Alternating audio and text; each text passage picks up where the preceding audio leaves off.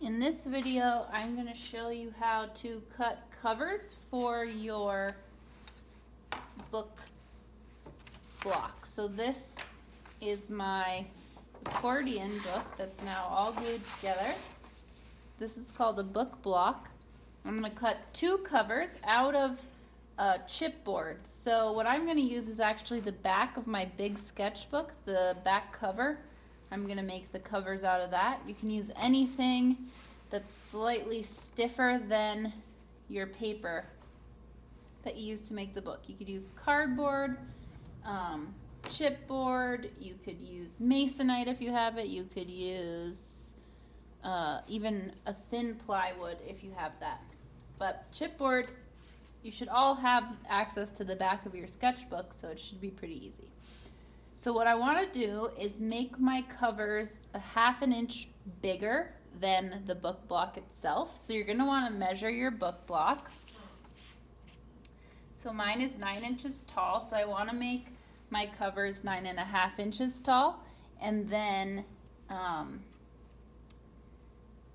they are 5 7/8 inches wide. So I'm going to make mine 6 3/8 inches wide, the cover. So I've already measured that on here, and I'm just going to draw it out now for you so you can see what I'm going to cut.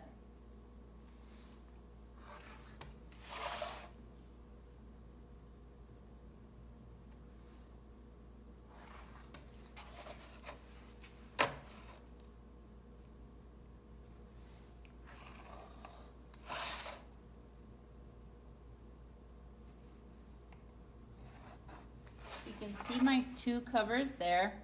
And now what I'm going to do is use a box cutter or an X-Acto blade to cut these.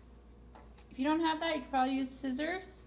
This chipboard is thin enough, but definitely a blade would be your best option if you had that available.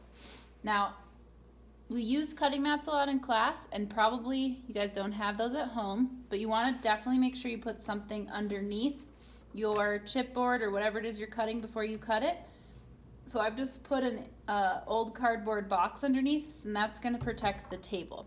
And you want to do this on a hard surface, try not to do it on a carpeted floor or anything. You could do it on the floor, just do it on a hard surface, because if you do it on the carpet, it's not going to cut well. But you do want to have that protection.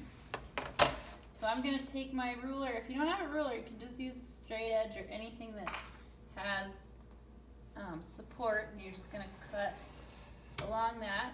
And it might take a few cuts to get all the way through the chipboard. That's why it's good to have that cardboard underneath. So you can see I've made that first cut. Now I'm going to make this second cut here.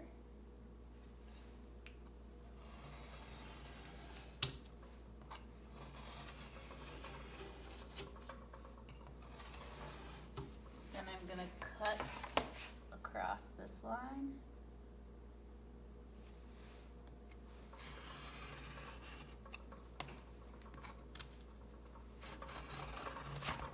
So I've got my first cover, then I'm going to cut my second cover.